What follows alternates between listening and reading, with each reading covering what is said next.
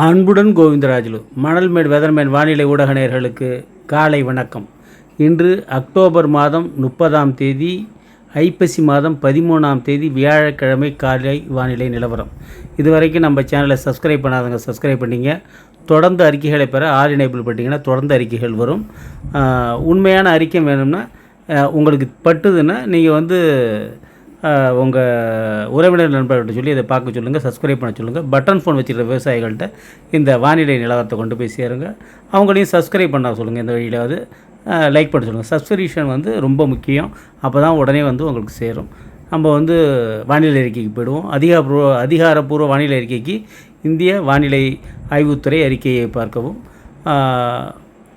அதுக்கப்புறம் நம்ம இப்போ வானிலை அறிக்கையில் என்ன சொல்ல போகிறோன்னு கேட்டிங்கன்னா, இப்போ முதல்லையே சொல்லி முடிச்சுருவோம்.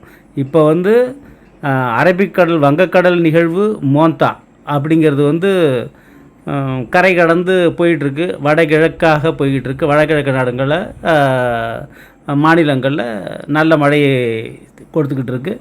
ஆனால் அரபிக்கடலில் இருந்தது தாழ்வு மண்டலமாக மாறி தாழ்வு மண்டலமாகவோ இல்லை ஒரு சுழற்சியாகவோ தாழ்வு பகுதியாகவோ அது குஜராத்தில் கரை கடந்து அதையும் கரைஞ்சிட போது இதுக்கு 2ஆம் தேதி வரைக்கும் ஆகும்.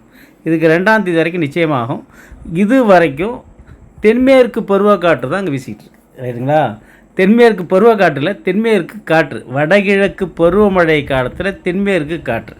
அதாவது தென்மேற்கு பருவமழை காலத்தில் முதல்ல வடகிழக்கு பருவக்காற்று வீசிச்சு பார்த்துருப்போம். அப்போ 2 சுழற்சி வந்துச்சு. ஒரு சுழற்சி இப்போ அரபிக்கடலில் சுற்றிட்டு இருக்க பாருங்கள். அந்த சுழற்சி அதை ஆரம்பித்து கிட்டத்தட்ட 12 நாள் ஆகுது. அது ஒரு சுழற்சி அரபிக்கடலில் போயிடுச்சு. இன்னொன்று அந்தமான்கிட்ட இருக்கிறது, மத்திய வங்கக்கடலில் இருக்கிறது தாழ்வு மண்டலமாக மாறணும்னு எதிர்பார்த்தது. டக்குன்னு 2 நாளில் இலங்கைக்கு தென்கிழக்கு இருந்தது தாழ்வு மண்டலமாக மாறி கிராஸ் பண்ணி போயிடுச்சு. அதுதான் இப்போ அங்கே சுற்றிக்கிட்டு இருக்குது. ரைட்டுங்களா? இப்போ நம்ம சொன்னபடி நடந்துக்கிட்டு இருக்குது. நேற்று கூட சொன்னோம் ஏமன்கிட்ட அது கரெக்டாக நம்ம சொன்ன இடத்துக்கிட்ட அது கரை கடந்தது நீங்கள் பார்த்துருப்பீங்க நேற்று. ரைட்டு. இப்போ அக்டோபர் 18 அக்டோபர் 1 முடிஞ்சிடுச்சு. அக்டோபர் 24 டு அக்டோபர் 7 டு ஐப்பசி 13. அடுத்தது நவம்பர் 5 டு நவம்பர் 10, அதாவது ஐப்பசி 19 டு 24. அடுத்தது நவம்பர் 18 டு 23. இதுதான் நான் ரொம்ப எக்ஸ்பெக்ட் பண்ணுறது. கார்த்திகை 2 டு கார்த்திகை 7 நிச்சயமான புயல். அது November 24 to November 29, Karthigai 8 to 13 இரட்டை புயலாக இரட்டை நிகழ்வுகளாக இருக்கிறதுக்கு வாய்ப்பு இருக்குது, தொடர்ந்து இருக்கிறதுக்கு. அடுத்தது November 29 to December 8, Karthigai 13 to Karthigai 22. அதுக்கப்புறம் December 18 to December 26, Margazhi 3 to Margazhi 10.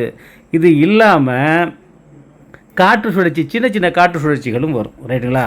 இது வரைக்கும் இப்போ அரபிக்கடல் நிகழ்வு தாழ்வு மண்டலம் புயலாக மாறுறதுக்கு பெரிய வாய்ப்புலாம் ஒன்றும் இல்லை. அது அவ்வளோதான். அது தாழ்வு பகுதியாகவோ அதிகபட்சமாக மண்டலம் வர்றதுக்கு வாய்ப்பு இல்லை. இப்போ மண்டலமாக தான் இருக்குது.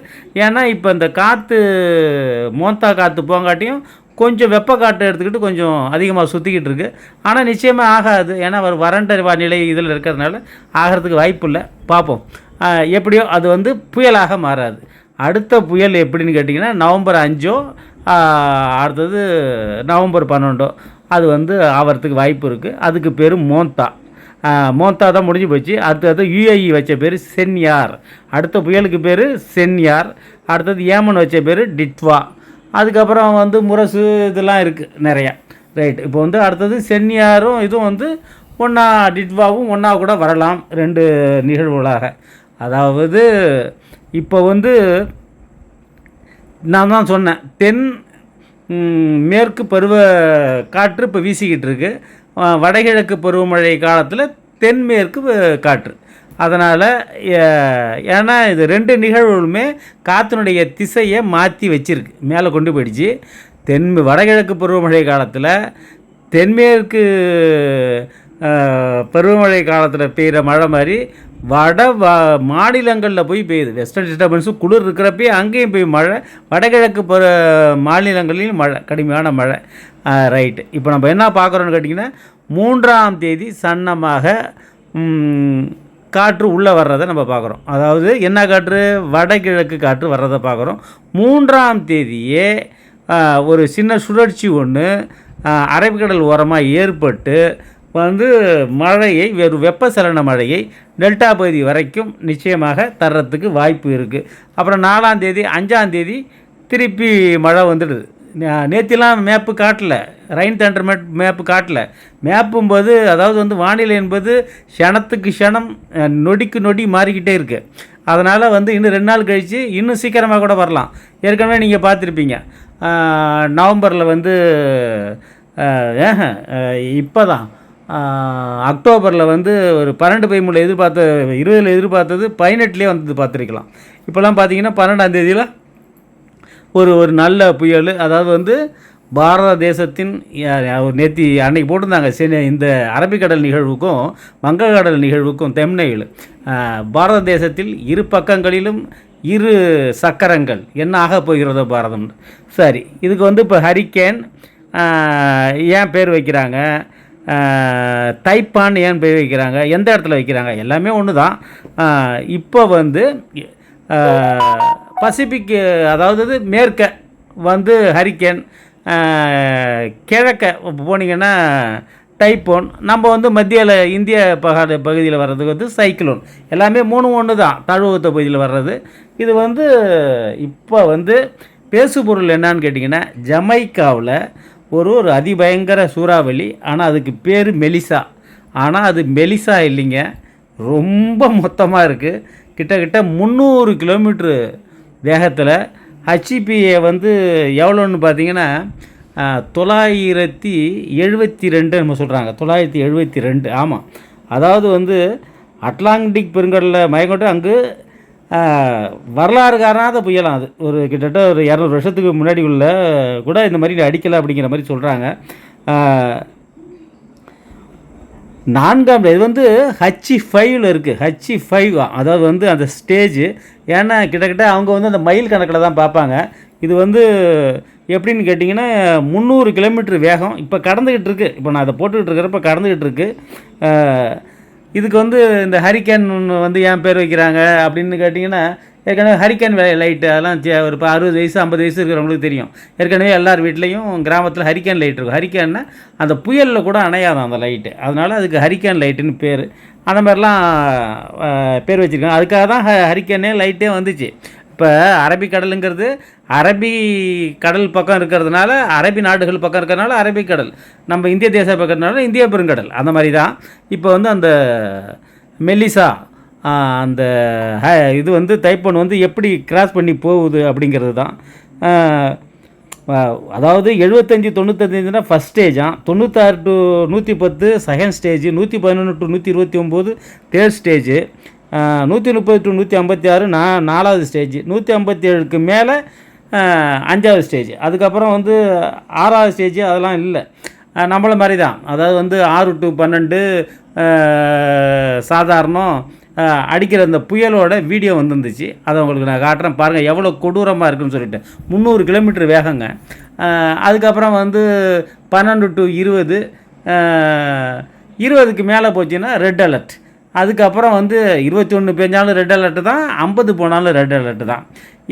இப்போ வந்து என்ன பண்ணியிருக்காங்கன்னு கேட்டிங்கன்னா, வானிலை மையம் இதை நீங்கள் இந்த வீடியோ பார்த்துக்கிட்டே இருங்க, எவ்வளோ ஒரு மோசமான ஒரு பாதிப்பை ஜமைக்காவில் அது ஏற்படுத்தியிருக்கு. அது தீவுகள் தான், தீவுகள் பகுதி. கிட்டத்தட்ட 6 லட்சம் பேர் நிவாரண முகாமில் தங்க வைக்க முடியாது. இவ்வளோ பெரிய ஒரு இதை வந்து ஹரிக்கேனை வந்து தாங்க முடியாது இந்த நாடு. அவ்வளோ பெரிய கட்டடம், அவ்வளோ உறுதியான கட்டடங்கள் இங்கே இல்லைன்னு சொல்லிட்டு அந்த ஜமைக்கா பிரதமரே சொல்லியிருக்காங்க. ரைட்டுங்களா?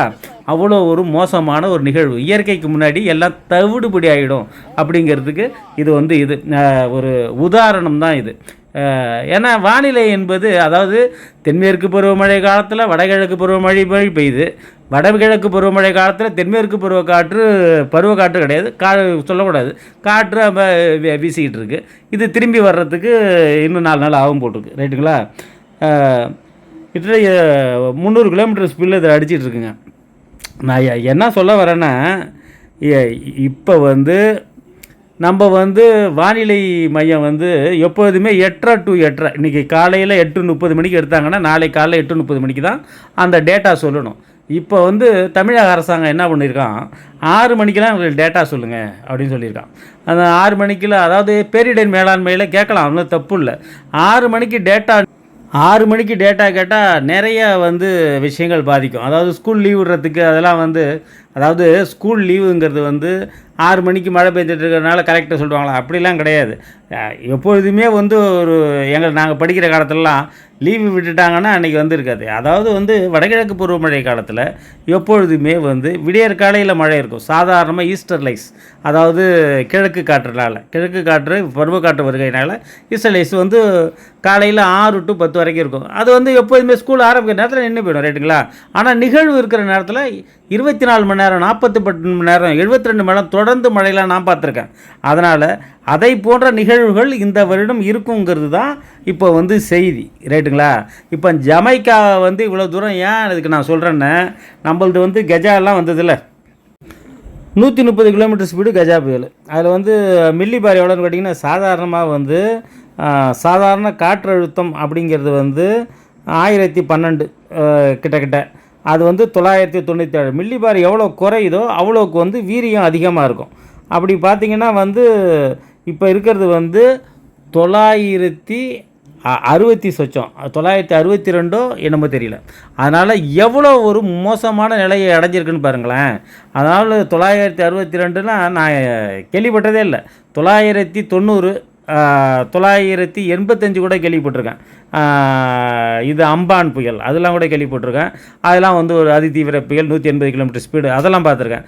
ஆனால் 960ன்னா அது 300 கிலோமீட்டர் ஸ்பீடு. அதை வந்து இதில் போய் எடுத்திருக்காங்க, ஃபோட்டோ எடுத்திருக்காங்க. பயமாக இருக்குது. விஷயம் புரிஞ்சிருப்பீங்கன்னு நினைக்கிறேன். மழை இருக்குது. நன்றி, வணக்கம்.